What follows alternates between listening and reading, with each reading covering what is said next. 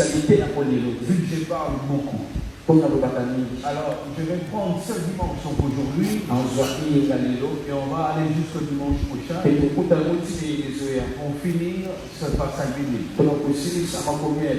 Ce passage biblique est le résumé des choses qui se sont passées juste avant que les enfants d'Israël puissent quitter Égypte. Avant de passer la mer Rouge, il y avait un campement. Et ce sont les choses qui se sont passées dans ces camps-là que nous allons essayer de développer ici, moi et toi. Le 4 premiers versets ne sont que des paroles de Dieu adressées à Moïse. Je dis à Moïse, vous sortirez, vous allez camper à Pi-Hahiroth, et là je vous parlerai, et le cœur de Pharaon sera endurci au point de vous poursuivre. Alors à partir du verset 5, c'est là que j'aimerais que nous puissions démarrer notre enseignement d'aujourd'hui. Est-ce que je peux avoir un piano doux, un pas, quelque chose comme ça? On annonça au roi d'Égypte que le peuple avait pris la fuite. Alors le cœur de Pharaon et celui de ses serviteurs furent changés à l'égard du peuple. Ils dirent, qu'avons-nous fait en laissant aller Israël, dont nous n'aurons plus quoi? Les services. Et Pharaon attira son char, il prit son peuple avec lui. Il prit 600 chars d'élite et tous les chars d'Égypte. Il a tout ramassé dans les provinces. Il y avait surtout des combattants. On peut continuer.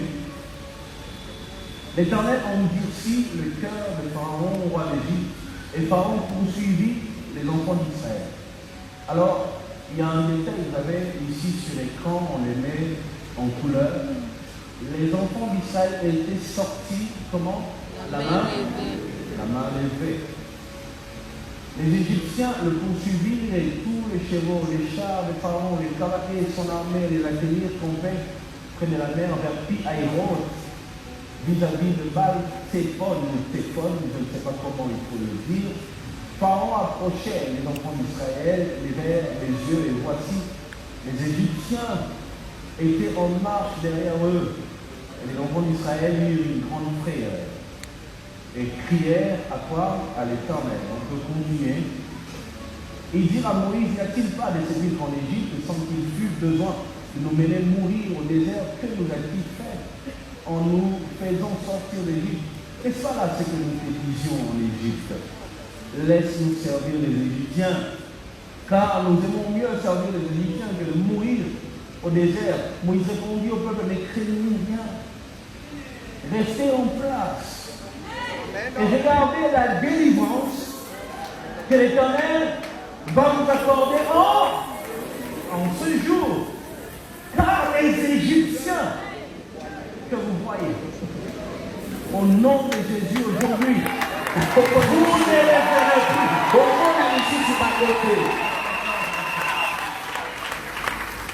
Est-ce qu'on peut démarrer? Alors, tu peux juste faire un geste d'amitié, dis à l'autre, les Égyptiens que tu vois depuis que tu es né là, tu vas le voir.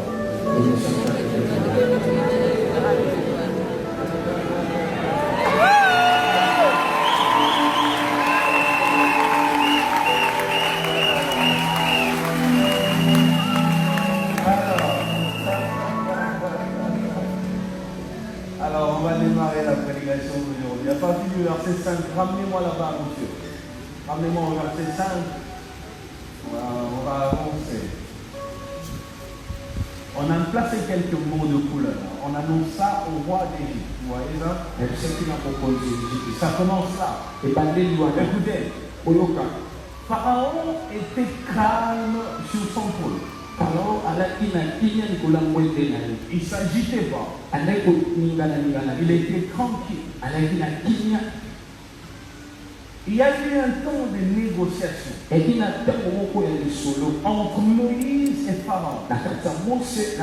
Jusqu'à ce que Moïse, plutôt Pharaon, a accepté de laisser partir les enfants d'Israël. Lorsqu'il laisse partir les enfants d'Israël, il signe sûrement un document. Le roi a accepté que nous puissions partir. Alors, je ne sais pas combien de temps ça a pris. Finalement, le jour où les enfants d'Israël s'élèvent dans l'objectif de quitter Israël, ils se lèvent le matin. Ils commencent à partir jusqu'à Pi-Hahiroth. C'est là que les hommes qui sont autour du roi, autour de Pharaon, viennent lui dire, roi, Yokite, tu n'as pas entendu quoi? Ils sont en train de partir. Et ce qui est impressionnant, c'est qu'on dit, on annonce ça au roi d'Égypte. Que les peuples avaient pris quoi? La fuite. Donc, ils n'avaient pas pris la fuite. Tu avais promis, tu avais permis qu'ils parlent. Mais ça, c'est même pas mon problème. Mon problème est que les chars ont commencé à faire un regroupement. L'armée est mobilisée. Pourquoi? Parce qu'on a annoncé au roi que les enfants d'Israël sont en train de partir. Il y a toujours une annonce qui déclenche quelque chose. Il y a toujours une annonce qui déclenche quelque chose. Dans le monde des ténèbres, il y a des annonces. On sait que cette année, c'est telle femme qui va briller. Cette année, c'est tel monsieur qui fera de grandes choses. Cette année, telle date, une bonne chose va arriver à se faire là. Lorsque le monde des ténèbres reçoit la nouvelle, comme le roi d'Égypte avait reçu la nouvelle, qu'est-ce qui se passe? Ils sont en train de partir. Ils partent où? Non, ils quittent l'Égypte. Pourquoi? Parce qu'ils vont être libres. Ils vont servir leur Dieu comme il faut.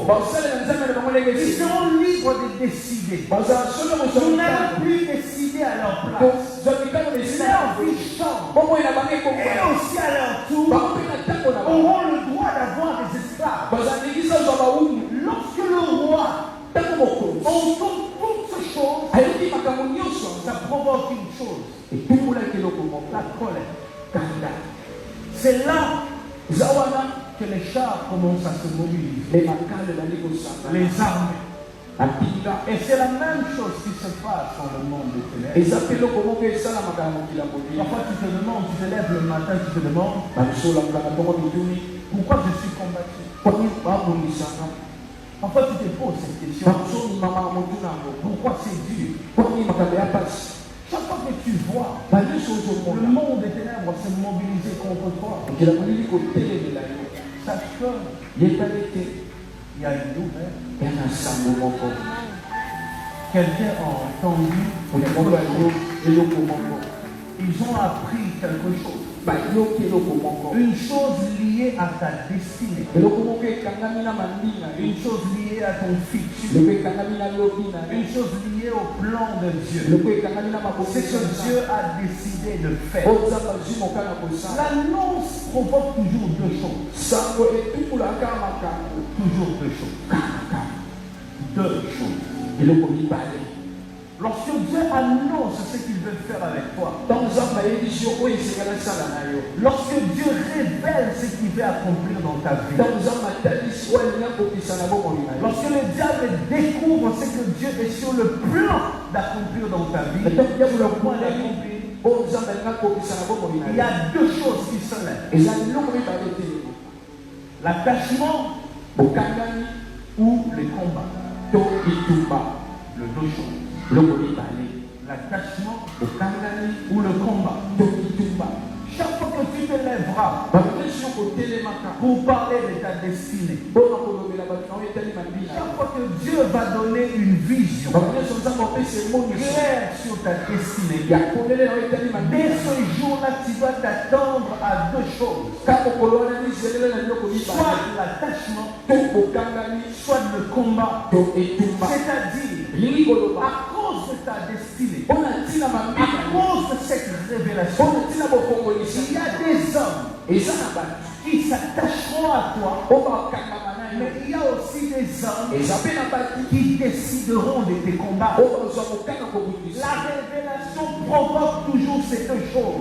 Soit l'attachement, soit les combats. Ce sont les deux choses. Il y en a qui ont la chance d'avoir plus de hommes attachés que plus d'adversaires. Il y en a aussi qui ont la chance, pour ne pas dire malchance, d'avoir plus d'adversaires que des hommes attachés. Mais les deux choses sont inévitables. Le jour où Dieu veut démarrer son projet dans ta vie, le jour où Dieu est sur le point d'accomplir une chose nouvelle, tu verras ceux qui s'attachent et tu verras aussi ceux qui combattent. Revenons sur le passage biblique. Toujours 14 verset 5. Qu'est-ce que la Bible dit? Vous remarquerez qu'il y a encore un autre mot de couleur. Regardez à la fin du verset 5. La Bible dit dont nous n'aurons plus quoi les services. La seule raison qui pousse Pharaon à combattre les enfants d'Israël, c'est qu'il sait au fond de lui, si eux partent, si ce frère est délivré, si cette sœur est délivrée, s'il trouve enfin un travail, s'il voyage, si cette porte s'ouvre, s'il occupe ses postes, s'il a ce mariage, nous n'allons plus profiter de ses services. Le diable te combat parce qu'il voit que ton élévation causera sa perte. Mais il y a des hommes qui s'attachent parce qu'ils comprennent que derrière ton élévation, ils trouveront la paix dans leur vie. Écoute, il y a une chose qui s'est passée dans une même famille. Lorsque Dieu a commencé à être clair sur la destinée de David, quelque chose se passe. David fait la rencontre d'une famille. Dans cette famille, il y a des hommes. Il y a un père et il y a son fils. Le père s'appelait Saül. Il était roi. Le fils s'appelait comment? Le fils de Saül. Jonathan, l'héritier du trône. Lorsque Dieu a commencé à révéler clairement la destinée de David, directement David fait la rencontre de cette famille. Saül et Jonathan. Mais regardez avec moi. Saül était celui qui combattait. Et Jonathan était celui qui s'était attaché. Vous comprenez ça? Lorsque Dieu a commencé à révéler, à manifester clairement son amour pour David, Saül combat, Jonathan. On a toujours dans notre marche avec Dieu, de Saül et de quoi? Et de Jonathan. Ceux qui ont vu ta destinée, ceux qui ont vu ton étoile, ceux qui ont repéré ta grâce, ceux qui ont reconnu le don de Dieu dans ta vie et s'attachent. Parce qu'il se dit, le jour où toi tu seras élevé, nous serons élevés ensemble. Mais il y en a aussi, comme Saül, il combat pour moi. Il se dit, si cet homme est élevé, ma vie est en danger. Il y aura toujours quelqu'un qui verra un danger derrière ta prospérité. Il y aura toujours quelqu'un qui verra un danger derrière ton élévation. Il y aura toujours quelqu'un qui verra un danger derrière tes enfants. Voilà pourquoi lorsque parfois tu dis je suis combattu, mais pourquoi? Dieu regarde et dit, mais est-ce que tu comprends ce qu'il veut faire? Si dans les présents, tu ne trouves pas une raison qui justifie l'acharnement du diable sur ta vie, alors regarde dans ton futur, tu en trouveras. Mais la bonne chose, c'est que là où il y a un salut, il y aura toujours un Jonathan. Tu peux avoir 1000 saluts, mais un seul Jonathan suffit pour que tu atteignes tes objectifs. Dieu n'a pas parfois besoin de te donner 1000 personnes. Dieu peut te donner une seule amitié, mais une amitié de qualité. Et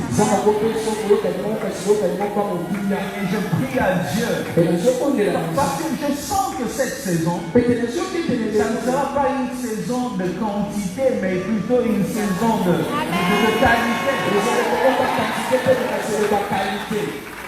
L'heure est venue que Dieu donne la force au Jonathan de ta vie. Vous savez, Saül piégeait David.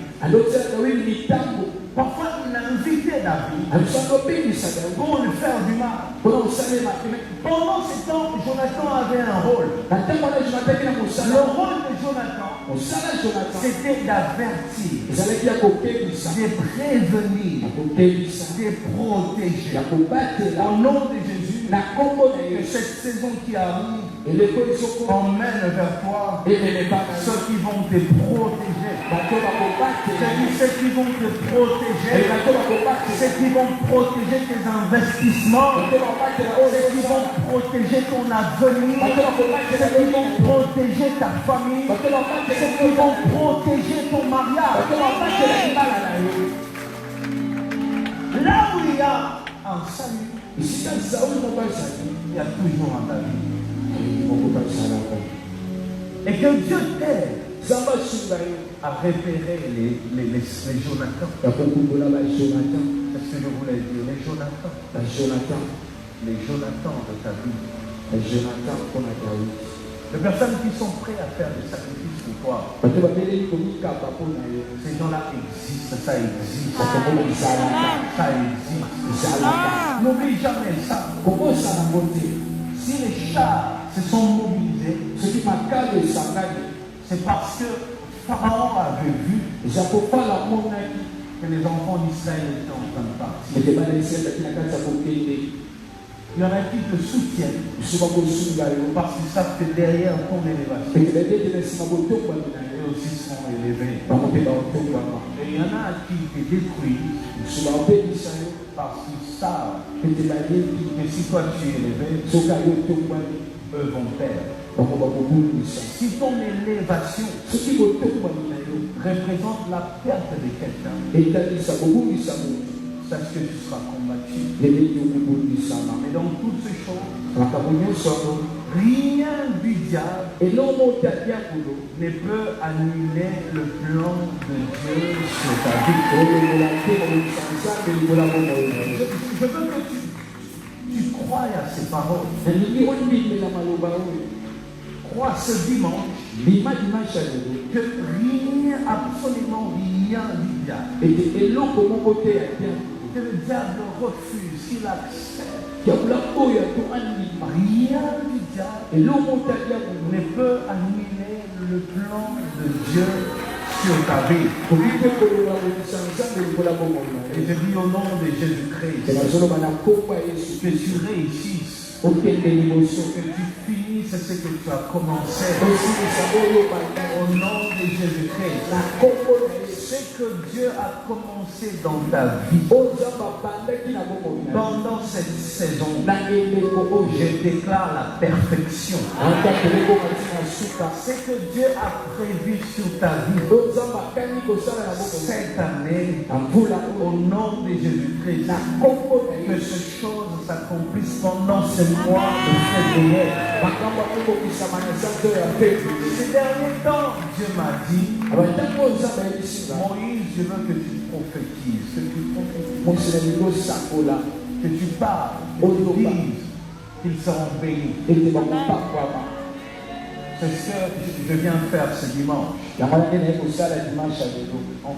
sois béni. Quelle est l'annonce que le diable a reçue sur ta vie? Qu'est-ce que Dieu t'avait dit sur toi-même?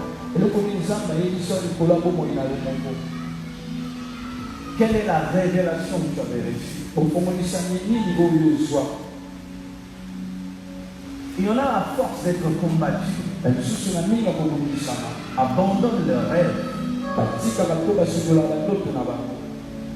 Comme plusieurs ici ont abandonné leurs rêves.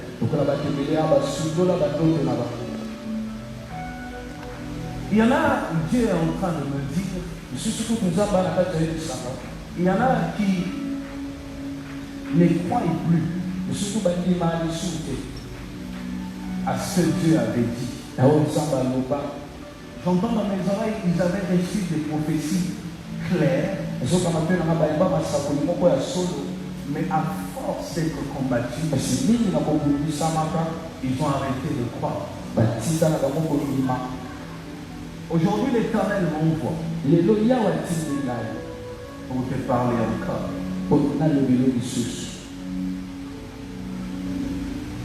Si le diable se lève, c'est parce que le diable sait les choses. Il sait où tu vas finir. Il connaît peut-être pas le chemin par lequel Dieu te fera passer, mais il sait comment tu finiras. Parce que lorsque une annonce est faite dans les cieux,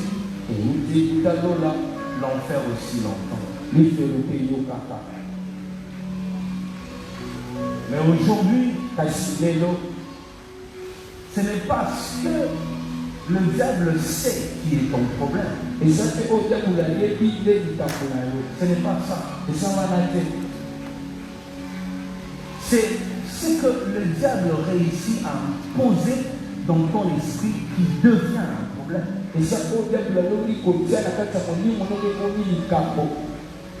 Je reprends encore, ce que le diable réussit à imposer dans ton esprit, c'est ce qui peut devenir un problème.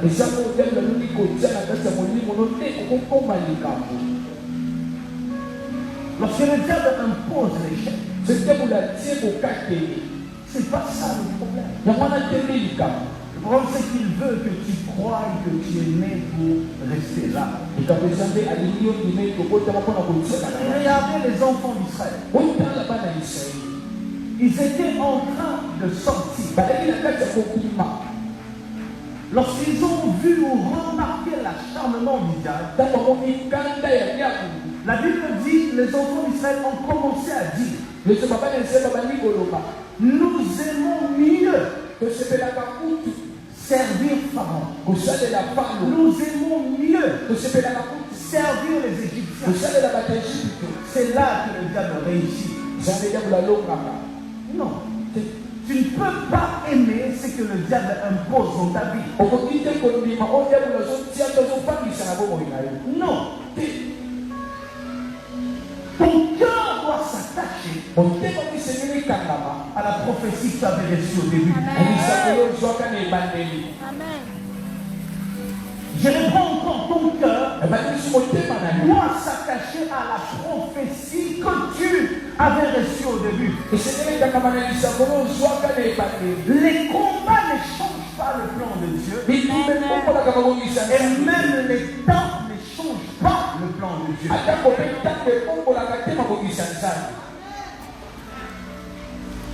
Ne parle pas comme les enfants d'Israël qui disaient nous aimons servir, nous aimons. Vous aimez servir, mais quel est le plan de Dieu? Le plan de Dieu n'était pas que vous puissiez servir. Le plan de Dieu était que les hommes puissent vous servir. Le plan de Dieu n'était pas que tu sois derrière l'homme. Le plan de Dieu était que toi tu diriges. Continue à croire à ce que Dieu t'avait dit. Qu'est-ce que Dieu t'avait dit pour cette année?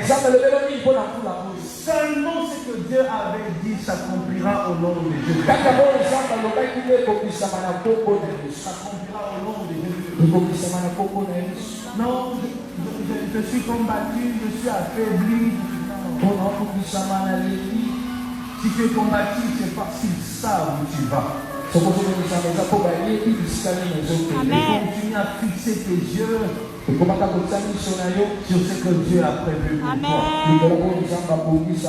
Et si je dois te dire une chose aujourd'hui, tu vas y arriver au nom de Jésus. Tu vas y arriver. Tu vas y arriver. Il y aura des portes qui vont s'ouvrir où tu n'imaginais même pas.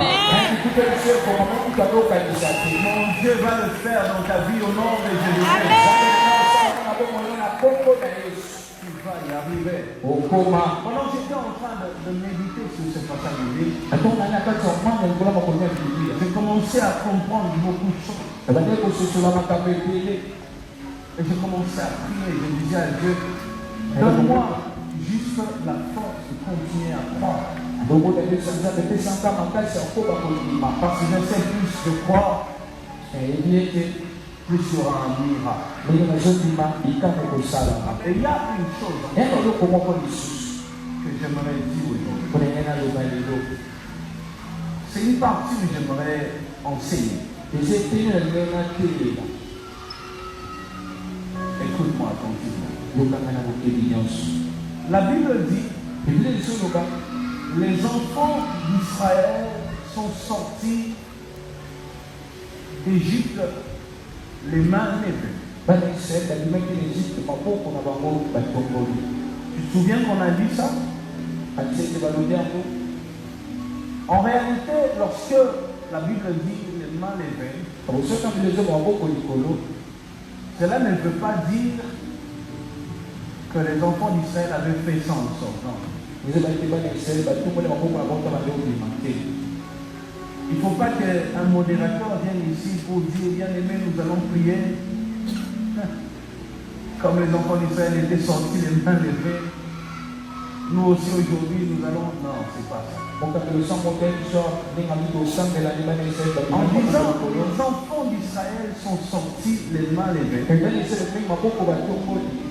en réalité, la Bible est en train de dire que pendant qu'ils étaient en train de sortir,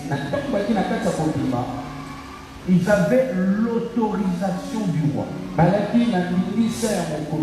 Le main levé veut dire librement. Ok? Donc ils ne sortaient pas en cachette. Ils étaient en train de sortir librement. Parce que le roi avait permis. Mais la chose qui me surprend ici, c'est que pendant que les enfants d'Israël sortaient, ayant reçu l'autorisation du roi, le roi lui-même se lève encore pour dire, mais Qu'est-ce qui se passe? On va poursuivre. Attendez, imaginez la scène. Il a permis qu'on passe. Tu donnes l'autorisation. Allez toucher à cette voiture. Et lorsque tu nous vois en train d'aller vers le véhicule, tu changes directement. C'était ça, Pharaon. Un homme versatile. Vous voyez, il peut avoir une position aujourd'hui. Après quelques minutes, il change.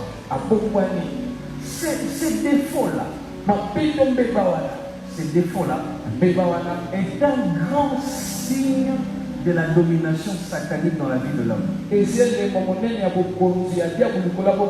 gens qui n'ont jamais de position, il peut accepter même après 30 minutes, la personne dit non. Et la personne ne s'arrête pas là.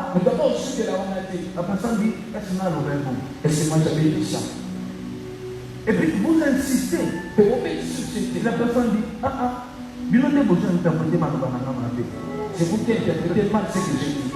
Non, moi j'ai dit ça. Quand tu vois ça dans une personne, tu dois comprendre directement que la personne n'a pas la maîtrise totale de sa personne. Je me souviens encore un jour où j'étais avec une personne, on avait une réunion chez moi à la maison. On a commencé la réunion à 23h, on a fini vers 2h30. Non, 3h30. 3h30 on a fini. 4h, il y a des personnes qui étaient là qui devaient partir. À l'hôtel comme c'était les visiteurs. Les personnes partent. 10 heures, les personnes m'appellent. 10 heures, et les personnes ont changé totalement. Est-ce que moi j'avais dit ça? Et moi je commençais à me demander, est-ce que pour comment on a dit ma vie? Parce que je voyais une personne avec qui on s'est bien séparés hier vers 4 heures. Et à 10 heures, la personne manifestait la méchanceté. Et j'ai demandé à Dieu, Seigneur, qu'est-ce qui se passe? Le Seigneur me dit, cette personne n'a pas le contrôle total de son esprit. Attention, bien-aimé. Ne sois pas comme Pharaon. Un enfant de Dieu rempli du Saint-Esprit. La Bible dit que ton oui soit. Je réponds encore. Que ton oui soit oui. Lorsque tu es une personne comme ça, il change de position après chaque seconde. Fais très attention. C'est un grand danger. C'est une preuve que tes motivations ne sont pas bonnes. Une preuve que le diable a encore le contrôle sur ton esprit. Plusieurs personnes sont ici. Une personne qui dort la nuit, bien, gentil. Mais la personne se lève le matin. La personne veut parler à personne. Vous commencez à vous demander qu'est-ce qu'on a fait. Qu'est-ce qu'on a dit. Elle dit, moi je suis comme ça, quand je me lève, je n'ai pas envie de saluer quelqu'un. Oh, ça vous pose une question, qu'est-ce qu'on a fait? Oui, et la personne se tape même la poitrine. Non, moi je suis comme ça. Des personnes qui changent à tout moment. Quand Pharaon qui pouvait dire oui, donc il y avait un temps où Pharaon regardait Moïse et disait, on a grandi ensemble avec lui, c'est mon frère. Et chaque fois que Moïse entrait dans la présence de Pharaon, c'est comme si la puissance que possédait Moïse anéantissait les esprits de Pharaon. Au point que quand Moïse était présent, la vraie nature de Pharaon se révélait. Un homme bien, qui a pitié des autres, qui regarde et qui réfléchit, qui dit, ah, on a fait souffrir ces peuples, il est temps quand même qu'il parte. Mais dès que Moïse sort, c'est comme si quelqu'un venait et faisait un bout. Ah! Il faut aller où? Et demain Moïse revient. Oui, vous avez raison. Cette fois-ci. Ok. Après quelques minutes, ça change. La question c'est, est-ce que tu n'es pas comme ça?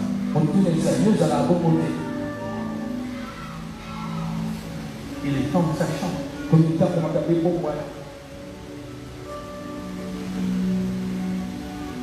Que le Seigneur t'aide à avoir une position dans la vie et à rester fidèle à cette position. Le Saint-Esprit, c'est d'abord un esprit de fidélité. Les personnes qui ont reçu le Saint-Esprit, les personnes qui sont dirigées par le Saint-Esprit, sont des personnes qui se manifestent par la stabilité.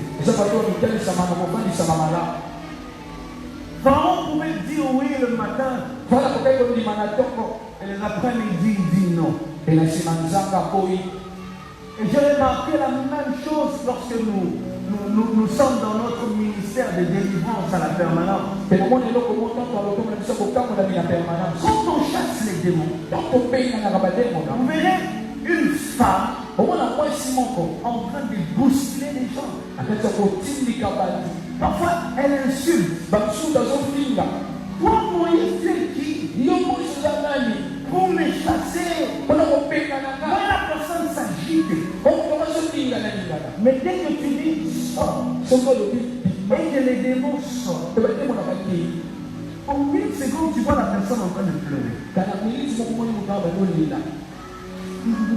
Et tu te demandes, mais qu'est-ce qui se passe? Il y a un seul problème. La personne n'était pas au contrôle de son esprit. Attention, ça l'a été pas. Tu dois prier et dire à Dieu, Seigneur, change-moi. Prie. Dire à Dieu, Seigneur, change-moi. Cet esprit-là de Pharaon, qui fait que je change à tout moment. Je vais être chaud le matin, après un moment je suis froid. Je peux aimer et puis j'aime pas. Sans raison, il n'y a aucune raison. Et la plupart des personnes qu'on a délivrées des esprits de mari de nuit ont eu ce problème. Ils aiment à 12h. À 13h, ils n'aiment plus. Ils ne veulent plus sentir. Et tu te demandes pourquoi même eux-mêmes ne savent pas pourquoi. Les esprits démoniaques. Lorsqu'un esprit démoniaque vit en toi, tu souris et puis tu t'énerves. Et parfois tu ne sais pas. Si tu es dans ces cas, c'est que tu es en train de m'écouter pendant que je suis en train de prêcher. Il faut que tu pries sérieusement pour ton âme. Prie sérieusement pour ton cœur. Seigneur, il pouvait lui dire je t'aime. Il pouvait accepter ses propositions. Et après 2 minutes, lorsque le magicien revient, il change. Partez. Demain, non, qui a dit qu'il est parti? Et malheureusement, beaucoup de chrétiens sont comme ça. Quand il y a un esprit comme ça, cet esprit va imposer une chose. Il va imposer les mensonges.